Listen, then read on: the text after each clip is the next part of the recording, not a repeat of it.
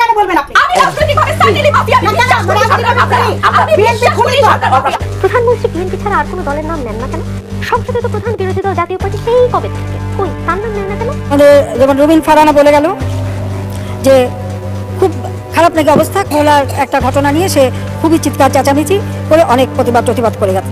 এই ঘটনা কারা ঘটিয়েছে এটা বুঝবার জন্য খুব বেশি মেধার প্রয়োজন হয় না। পুলিশ প্রশাসন দীর্ঘ ৪৫ মিনিট কি করেছে এই প্রশ্ন আমি করছি। এত খেলাধুলার ইচ্ছা, তারপরেও কারো সংসার টিকে না, চলে যায় একাকী নিঃসঙ্গ জীবন যাপন করতে হয়।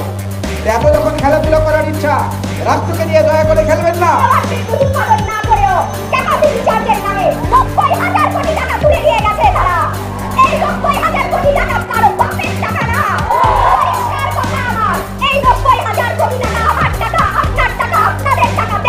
দুই সপ্তাহের মধ্যে বিদ্যুৎ ও গ্যাস সংকটের সমাধান হবে বলে জানিয়েছেন বিদ্যুৎ ও জ্বালানি প্রতিমন্ত্রী নসরুল হামিদ। নাটোর ও পটুয়াখালীতে বিএনপির কর্মসূচিতে দুর্বৃত্তদের হামলায় অন্তত 12 নেতাকর্মী আহত হয়েছেন। নাটোরে খালেদা জিয়ার মুক্তি এবং সুচিকিৎসার দাবিতে বিক্ষোভ সমাবেশে হামলা চালায় দুর্বৃত্তরা। সম্মানিত দর্শক, কঠিন সংঘর্ষ হয়েছে খালেদা জিয়ার মুক্তির দাবিতে। বাংলাদেশের উপর দিয়ে ভারতের ট্রেন চলাচল নিয়ে একটা আলাপ আমাদের মাঠে এখন আছে, সেটা হলো বাংলাদেশের সার্বভৌমত্বকে ঝুঁকির মুখে ফেলবে। দর্শক, জানিয়ে দেবো এইমাত্র পাওয়া সংবাদ। শুরুতে শুনছিলেন সংবাদ শিরোনাম, এবার কিন্তু আপনারা যে ক্লিপসগুলো দেখতে পেরেছেন শুরুতে দেখার পরে বুঝতে পেরেছেন কি বিষয় নিউজ হতে চলেছে। তাই দর্শক, আপনারা যারা আওয়ামী লীগ এবং বিএনপি এবং বিভিন্ন জামাত ইসলাম যারা রাজনৈতিক বিষয় এবং দেশের খবর রাখতে চান, তারা এই চ্যানেলটি সাবস্ক্রাইব করে বেল আইকনটি অল করে দেবেন, তাহলে দেশের সকল আপডেট খবরগুলো আপনারা সবার আগে পেয়ে যাবেন। যারা লাইক দেননি, লাইক দিয়ে একের পর এক ধারাবাহিকভাবে আজকে নিউজগুলো দেখতে থাকুন।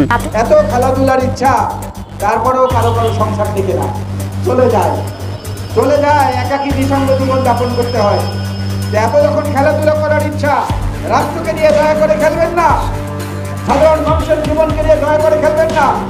আজকে বাজারে গেলে মানুষ অস্থির হয়ে যায়, মানুষের ব্লাড প্রেশার বেড়ে যায়, হৃদরোগের যারা রোগী তারা বাজারে গেলে তারা অসুস্থ হয়ে পড়ে। প্রত্যেকটি জিনিসের দাম মানুষের নাগালের বাইরে চলে গেছে। মানুষ দুবেলা ঠিকমতো খাওয়ার জন্য যে প্রোটিন তার শরীরে দরকার, সেটা এখন সংগ্রহ করে খেতে পারে না। তার মধ্যেও বড় বড় কথা, তার মধ্যেও নিজেদের যা খুশি তাই করা, এই পরিকল্পনার মধ্য দিয়ে যে সরকার এগুচ্ছেন, তারা নিজেরাই নিজেদের জন্য যে গর্ত করেছেন, সেই গর্তে পড়ার জন্যই তারা যাচ্ছেন। অকৃতজ্ঞতা বলতে যদি কিছু থাকে, সেটা হচ্ছে বর্তমান আওয়ামী লীগ সমালোচনার মধ্যে আছে। আপনাদের মনে আছে 2007-এ যখন সামরিক বাহিনী কর্তৃক সমর্থিত একটা সরকার এলো, সেই সরকার আজকের আওয়ামী লীগ সমালোচনাকে বিদেশ পাঠিয়ে দিচ্ছিল। বেগম খালেদা জিয়াকে দেশের বাইরে পাঠিয়ে দেওয়ার চেষ্টা করা হয়েছিল। বেগম খালেদা জিয়া সেদিন দৃঢ় কণ্ঠে বলেছিলেন, বাংলাদেশের 16 কোটি মানুষ আমার সন্তান, আমি এই মাটি ছেড়ে কোথাও যাব না। এবং তিনি সেদিন শেখ হাসিনার পক্ষে বিবৃতি দিয়েছিলেন, আনুষ্ঠানিক বিবৃতি মিডিয়ায় এসেছিল। তিনি বলেছিলেন শেখ হাসিনাকে স্বদেশে ফেরার সুযোগ দেওয়া হোক, তাকে আটকে রাখা অনৈতিক, অমানবিক, অগণতান্ত্রিক। আজকে সে বেগম খালেদা জিয়াকে কৃতজ্ঞতা স্বীকার করা তো দূরের কথা, হাসিনা আজকে তাকে কারাগারে পুরে রেখে তার সাধারণ সম্পাদককে দিয়ে খেলা হবে বলছে। নির্মম নিশ্চয় রসিকতা হচ্ছে আওয়ামী লীগের রাজনীতির মূল পুঁজি। এটা আমরা অতীতেও দেখেছি। শেখ মুজিব কোনো দুর্নীতিবাদকে সাজা দেননি, শেখ মুজিবুর রহমান সাহেব কোনো চোরাচালানিকে সাজা দেননি, শেখ মুজিবুর রহমান সাহেব তার পাশে লুটপাট করা তার নেতাদেরকে কোনো শাস্তির আওতায় আনেননি। শুধু মাইকের সামনে দাঁড়িয়ে বলেছেন আমার চতুর্দিকে চাটার দলে। মাইকের সামনে দাঁড়িয়ে বলেছেন মানুষ পায় সোনার খনি, তেলের খনি, আমি পেয়েছি চলের খনি। অর্থাৎ কার্যকর কোনো ব্যবস্থা তারা নেয় না। সেই ব্যবস্থাটা নেয় বিরোধী দলের উপরে, প্রতিপক্ষের উপরে। যেই কারণে আজকে দেশের মানুষের জীবন অতিষ্ঠ হয়ে গেছে, অত্যাচারে জর্জরিত হয়ে গেছে নানা দিক থেকে। তারা অর্থনৈতিকভাবে, রাজনৈতিকভাবে কথা বলার স্বাধীনতার অধিকার থেকে মানুষ যখন একে অন্যের সঙ্গে কথা বলে তখন চতুর্দিকে তাকায় গোয়েন্দা সংস্থার কোনো অতিরিক্ত লোক আছে কিনা। তারা যদি শুনে ফেলে তাহলে তো বিপদ আছে। একটু আগে আদালত থেকে এসেছি, আদালতে আমাদের আইনজীবীরা দাঁড়িয়ে প্রায় 1 ঘন্টার মতো যুক্তিতর্ক দিয়ে বোঝানোর চেষ্টা করলেন যে মামলায় আমাদেরকে অপরাধী বানানোর চেষ্টা করা হচ্ছে, সেই মামলায় জড়িত থাকার কোনো কারণ নেই। আমি তখন যারা আন্দোলন করছে আপনারা দেখেছেন, এখানে সবাই কিন্তু সাধারণ শিক্ষার্থী, এতগুলো স্টুডেন্ট আসছে, আমরা সবাই আছি এখানে, দলমত নির্বিশেষে সবাই এখানে আছে। তো আপনার কি মনে হয় না আমাদের এতটুকু বোঝার মতো সক্ষমতা আছে কোনটা মুক্তিযুদ্ধের পক্ষে রাখবো না কোনটা মুক্তিযুদ্ধের বিপক্ষে শক্তি, ওটা বুঝে শুনে তো এখানে আসছে। আর মূল কথা হচ্ছে ভাই এখানে যে এখানে একটা ছেলে কিন্তু বলে নাই যে মুক্তিযোদ্ধা থেকে তারা অসম্মান করছে বা মুক্তিযোদ্ধা কোটা চায় না, এই সেই অনেক কথা বলা হয়েছে না, যেগুলো ওনারা বলতেছে। আমি তো আপনাদের লাইভগুলো দেখছি, আপনাদের ইন্টারভিউগুলো দেখছি, তো সেখান থেকে বিবেচনা করে বলতেছি। একটা লাইভে দেখলাম আপনার, এখন প্রথম কথা আপনার প্রশ্নের উত্তরই আগে দিই, যারা মুক্তিযুদ্ধ করেছিলেন তারা কি কোটার জন্য মুক্তিযুদ্ধ করেছিলেন? এই প্রশ্নের উত্তর কিন্তু তাদেরকে দিতে হবে, এটা কিন্তু গুরুত্বপূর্ণ কোশ্চেন। যে এই যে যারা এখন আন্দোলনটা করছে, যারা বলতেছে আমরা মুক্তিযোদ্ধার নাতিনাতনিরা যারা আছে তাদেরকে দেখতেছি কয়েকজনকে মিলে হচ্ছে তারা দাঁড়ায় গেছে, মানববন্ধন করতেছে। আমরা তো দেখি সব কিছুই দেখতেছি, এমন না যে কোনো কিছু দেখি না। তাদেরকে ইনস্ট্যান্ট বৃত্তি দেবে, তাদেরকে খাবার দিবে, এই বিনিময়ে তারা এখানে এই কথাগুলো বলতেছে। আবার একজনকে দেখলাম যে সে 70% কোটা হয়ে গেছে। তো ঠিক আছে, ওকে, সে 70% কোটা আপনি 100% নিয়ে। এখন কথা হচ্ছে যে ব্যক্তির কথা আপনি বলেছেন যে এই 70% কোটা চেয়েছেন, এখন তার কথাকে আমি তো মূল্যায়ন করতে পারতেছি না, কেননা সে হিসাবটাই তো জানে না ভাই। সে বলতেছে মুক্তিযোদ্ধাদের জন্য হচ্ছে 70% আর সাধারণ মানুষের জন্য 50%। কারণ 70 আর 50 কত? 70 আর 50 কত? এখন বাকি 20% আপনি কোথা থেকে নিয়ে আসবেন? ওগুলো কোথা থেকে? অন্য দেশে? আমি ওনার কথাই বুঝি নাই। প্রথম কথা হচ্ছে এরকম কিছু ভাড়া করার লোক তো আসবেই, খুবই স্বাভাবিক। এখন ভাই ওকে, আপনার কথা আমি বুঝতে পারতেছি, আপনারা মর্মাহত। এখন 2018 সালে যে পরিপত্র আপনারা দেখেছেন যে জারি করা হয়েছিল, সেই পরিপত্র 2018 সালে যারা কোটা সংস্কার আন্দোলন করেছিল তারা কিন্তু বলে নাই কেউ যে কোটা একদম উঠায় দাও। তখন বলেছিল কোটা সংস্কার চাই, কিন্তু তারা মানে যারা পলিসি মেকার আছে তারা কি করলো? তারা বলছে আচ্ছা ঠিক আছে সব কোটা উঠাই দিব। এটা কিন্তু চাওয়ার কোনো কথা ছিল না। তো দেখা গেছে যে এটা কিন্তু একটা কৃত্রিম সংকট তৈরি করা হলো, একটা কৃত্রিম মেকানিজম করা হলো, যেটা স্টুডেন্টদেরকে তখন হচ্ছে একটা মানে ভাওতাবাজি দেওয়া, তাদেরকে প্রতারণা করা তাদের সাথে। আজকে এই গেমটা খেলার জন্য তারা ওই দিন এই কাজটা করেছিল। মানে মেঘ না চাইতেই বৃষ্টি, কি ব্যাপার? আমরা চাইতেছি কোটা সংস্কার হোক, আর এরা বলতেছে কোটাই নাই কোনো। তখন প্রথম ঝামেলা হয়েছে ওইখানে। তো আপনারা যারা মুক্তিযোদ্ধা এখন কোটা চাচ্ছেন, ঠিক আছে, তারা তখন কেন এই কথাগুলো বললেন না? এটা কিন্তু প্রশ্ন। তারা কেন হচ্ছে যখন সাধারণ শিক্ষার্থীরা এখানে আন্দোলন করেছে তখন আপনারা এখানে সবাই একসাথে হলেন না? তখন কেন যখন একদম কোটা সম্পূর্ণ উঠাই দিল তখন কেন আপনারা কথা বলেন, আওয়াজ তুলেন না? তখন সাধারণ শিক্ষার্থীদের সাথে আপনারা একাত্মতা প্রকাশ করতেন, আপনারা সবাই একসাথে আসতেন। আচ্ছা, প্রথম কথা হচ্ছে মুক্তিযোদ্ধা যারা নাতিপুতি এখন যারা আছে তাদের কাছে তো এখন প্রশ্ন রাখতেই হবে ভাই, এটা আপনাদের উত্তর দিতে হবে, তাদের কাছে আপনাদের উত্তর নিতে হবে, যেভাবে উত্তর নিতে হবে। তারা কি এই বৈষম্যের পক্ষে বা বৈষম্যের জন্য যুদ্ধ করেছিল? এটা কোন ধরনের যুক্তি তারা আছে? তারা এখানে পলিসি মেকার যারা আছে তাদের কাছে বলা, কিন্তু তারা আলাদা, আমরা আলাদা। ব্যাপারটা কি দাঁড়ালো? সাধারণ মানুষ বনাম মুক্তিযোদ্ধা। এই সাধারণ মানুষ বনাম মুক্তিযোদ্ধা এটা কারা করলো, কেন করলো? এই প্রশ্নটা কবে তুলবেন, কে তুলবে? এই প্রশ্নটা তোলাটা এখন জরুরি। তো এই প্রশ্নটা যতক্ষণ পর্যন্ত না তুলতে পারতেছে যারা ওইখানে দাঁড়িয়েছিল, আপনাদের যদি ওই গার্জি না থাকে তাহলে আপনারা কিসের মুক্তিযোদ্ধা সন্তান বলে পরিচয় দিতেছেন? কিসের মুক্তিযোদ্ধা পরিবারের সন্তান সদস্য বলে আপনারা নিজেদেরকে দাবি করতেছেন? আজকে এখানে যারা শিক্ষার্থীরা আছে আপনারা সবাই জানেন এই আন্দোলন যৌক্তিক, শতভাগ যৌক্তিক, এবং আমরা প্রত্যেকে এখানে একত্রিত হয়েছি। এখানে কিন্তু আজকে শিক্ষার্থীরা আজকে অবস্থান করেনি, শিক্ষার্থীরা অবস্থান করতেছে সেই কবে থেকে। এতদিনে কিন্তু গভর্নমেন্ট পর্যায়ে থেকে তারা একটা ভালো ফিডব্যাক দিতে পারতো, কিন্তু দেয় নাই। কারণ তারা চাচ্ছে যে এই মুক্তিযোদ্ধা বনাম সাধারণ মানুষের মধ্যে একটা দ্বন্দ্ব হোক। দেখেন, এখন সাধারণ মানুষ আর সাধারণ মানুষের মধ্যে যদি দ্বন্দ্ব হয়ে যায়, মুক্তিযোদ্ধা যারা সন্তান আছে তারা কি অন্য গ্রহের মানুষ ভাই? তাদেরকে কি আমরা মানুষ মনে করি না? এটা কেমন কথা? আর তারাই বা আমাদেরকে কি মনে করে? আমরা কি এই দেশের মানুষ না নাকি অন্য দেশের মানুষ? এই যে বোঝাপড়া, আন্ডারস্ট্যান্ডিং এর প্রবলেম, আলাদা আলাদা হয়ে যাওয়া, এটা প্রবলেম আমাদের। তো আলাদা আলাদা না হয়ে আমাদেরকে একসাথে আসতে হবে, একসাথে এসে আমরা সবাই মিলে সঠিক সিদ্ধান্ত নেই, এটা গুরুত্বপূর্ণ। আসেন, আপনারা আজকে যারা মুক্তিযোদ্ধা সন্তান, যারা নিজেদেরকে পরিচয় দিচ্ছে, দাবি তুলছে, এখন তো তারা সন্তান, যারা মুক্তিযোদ্ধা তাদেরকে কোটা দেওয়ার কথা আপনারা বলতেছেন, ঠিক আছে, মুক্তিযোদ্ধারা কি এখন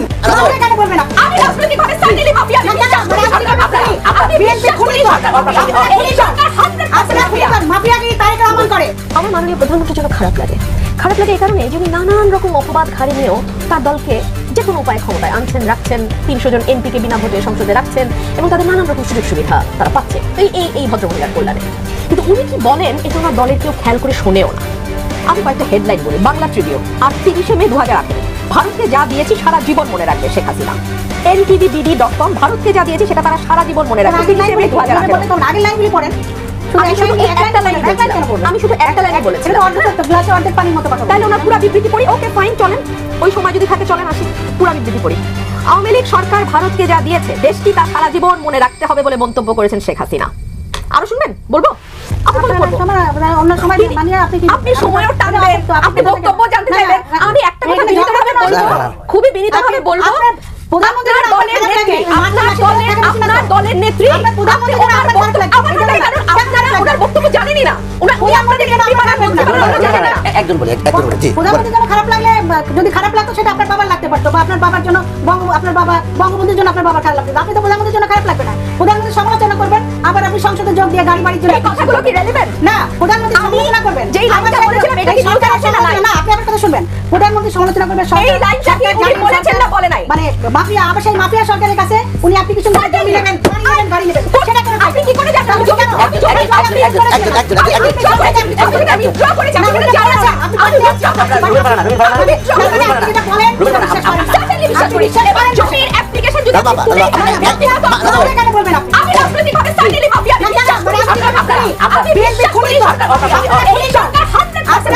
মাফিয়াগিরি তারেক রহমান করে, আলোচনা করবো। আপনার একটু জুলাই থেকে আছে, আপনার জুলাই থেকে এটা আইন আদালতের বিষয়, বিচার বিভাগের বিষয়। এখানে বিতর্কের কি আছে বা ডায়ালগের কি আছে আমি তো কিছু পেলাম না। সে কাজে আমার মনে হয় এই বিষয়ে আমার কিছু বলার নাই। আর যে সমস্ত বিষয় উনি উত্থাপন করেছেন অভিযোগ হিসেবে, সেগুলোর জবাব আমরা বহুবার দিয়েছি, একবার না। আপনাদের হয়তো স্মরণ আছে 2012 সালে আমরা এগুলো বলতে বলতে এত বিরক্ত হয়ে যাচ্ছিলাম, শেষে 29টি প্রশ্ন, গ্রামীণ ব্যাংকের 29টি প্রশ্ন তার জবাব বলে একটা তালিকা করে পত্রিকায় বিজ্ঞাপন হিসাবে ছাপিয়ে দিয়েছিলাম। ওগুলো পড়লে এগুলো জব ওখানে পেয়ে যাবে, এটা নতুন করে জব খুঁজতে হবে না। এই যেমন আমার ট্যাক্সের ব্যাপারে আমি বলেছি, ট্যাক্সের ব্যাপারে কোনো দিন সরকারের পক্ষ থেকে, এনবিআর এর পক্ষ থেকে আমার জন্য কোনো মামলা করাই হয়নি। কাজে ট্যাক্স ফাঁকি বিষয়টা আসলো কোথা থেকে, এটাও বুঝতে পারতেছেন। তো কাজে এগুলো হলো তদন্তের বিষয়, আবারও আলোচনা করতে চান করুন। আমার একটা জিনিস ভালো লেগেছে ওনার কথা, সেটা বলি। উনি গ্রামীণ ব্যাংকের বিরুদ্ধে অনেক অভিযোগ এনেছেন, যে সমস্ত অভিযোগ এনেছেন এগুলো গ্রামীণ ব্যাংকের বিরুদ্ধে। ইতিমধ্যে আইন আদালতে ঘোরাঘুরি করে একটা জিনিস শিখেছি, যে প্রতিষ্ঠানের বিরুদ্ধে যখন অভিযোগ করা হয় তখন চেয়ারম্যান এবং বোর্ড সদস্য সবাইকে অভিযোগ করা হয়। কাজে এখন গ্রামীণ ব্যাংকের যারা চেয়ারম্যান ছিলেন, যারা বোর্ড সদস্য ছিলেন, তারা অভিযুক্ত হবেন। কাজে তাদেরকে নিয়ে আসতে হবে। গ্রামীণ ব্যাংকের চেয়ারম্যান ছিলেন প্রথমে ইকবাল মাহমুদ সাহেব, প্রফেসর ইকবাল মাহমুদ অত্যন্ত সম্মানী ব্যক্তি। তারপরে আরও প্রফেসর কাইসার হোসেন, প্রফেসর রেহমান সুমান, ডক্টর আকবর আলী খান, তাবারক হোসেন, এনারা সবাই অভিযুক্ত। কাজে আমার খুব ভালো লাগবে তাদের সঙ্গে আসে। আমি তখন ম্যানেজিং ডিরেক্টর 2 নম্বরে, আমি ওনারা সব 1 নম্বরে, এবং খাঁচাতে যদি ততদিন টিকে থাকে আমরা সবাই মিলে খাঁচার ভিতরে থাকবো, এটা আমার খুব ভালো লাগে। ঠিক আছে, গ্রামীণ ব্যাংকের বিরুদ্ধে অভিযোগ করা হয়েছে, কাজে গ্রামীণ ব্যাংকের বোর্ডকে নিয়ে আসতে হবে। আমি তো চেয়ারম্যানের নাম বলবো, প্রতিটি বোর্ডের 2 জন উচ্চপদস্থ সরকারি কর্মকর্তা থাকে, তাদেরকে আনতে হবে। কারণ সব পুরো বোর্ড দেখেছেন আমাদের যখন প্রতিষ্ঠানের বিরুদ্ধে অভিযোগ করে পুরো বোর্ড আমাদেরকে নিয়ে আসছে। কাজে চেয়ারম্যান 1 নম্বরে থাকবে, আমি 2 নম্বরে থাকবো, প্রথমবারের মতো। খুব ভালো লাগবে আমার কাছে। ওনাদের সঙ্গে থাকলে আমাদের খুব আনন্দ হবে, যে ওনাদেরকে সঙ্গী পেয়ে আমরা খুব কৃতার্থ হলাম। আপনারা জানেন গতকালকে যে হাইকোর্টে রিভিশনের যে মামলাটির রায় দেওয়া হয়েছে, এই মামলাটি কিন্তু আমরা দায়ের করি নাই, সরকার পক্ষ দায়ের করেছে। এবং এই মামলা দায়ের করার পরে নিয়ম অনুযায়ী আজকে হচ্ছে ডেট, এটা আইনের বিধান হচ্ছে আত্মপক্ষ সমর্থনের সুযোগ দিতে হবে, কনস্টিটিউশনে আছে। কালকে সকাল 10টা 10:30 সাংবাদিকদের মাধ্যমে খবর পেলাম যে জাজমেন্টটা বের হলো। আমরা প্রতিদিন খবর রাখছি, বলছে জাজমেন্ট রেডি হয় নাই। তারপরে আমরা এসে, যেহেতু এই জাজমেন্টের বিরুদ্ধে তো আমার আপত্তিটা আমাদের বলতে হবে, আমরা এর সার্টিফাইড কপি তোলার জন্য গিয়ে বললাম, আমাদের সার্টিফাইড কপি দিল না। কি বললো, যে কোর্টের যে অংশটা সার্টিফাইড কপি, এটা বলে পাওয়া যাচ্ছে না। কোর্টেরটা পাওয়া গেল কি না পাওয়া গেল সেটা তো আমাদের বিষয় না, আমার অংশটা নিবে, আমাকে সার্টিফাইড কপি দিবে। একটা পার করে দিল, আমাদের সার্টিফাইড কপি দিল না। চেম্বার জজের টাইম পার হয়ে গেল। বিকালবেলা বললেন যে, আচ্ছা সেটাই বলতেছি না, এইটাই বলতেছি বলে আমরা সার্টিফাইড কপি পাই না। আজকে এসে দেখলাম কালকে কোর্টকে, এই লেবার কোর্টকে সার্টিফাইড কপি পাঠিয়ে দিচ্ছে, সরকারও পেয়ে গেল, কিন্তু যার বিরুদ্ধে অভিযোগ সেই সার্টিফাইড কপি পেলাম না। তাই কোর্টের কাছে আমরা প্রার্থনা দিলাম যে আমার আইনগত অধিকার, আমরা আপিল বিভাগে যাব, আমরা সেটার বিরুদ্ধে আমরা প্রতিকার যাব, আমাদের 1 মাসের সময় দেওয়া হন।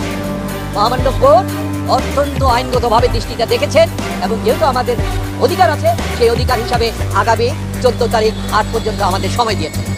আর পাশাপাশি আমরা কোর্টের কাছে আরেকটা আবেদন করেছি, আমাদের পূর্ণাঙ্গ জামিন দেওয়ার জন্য।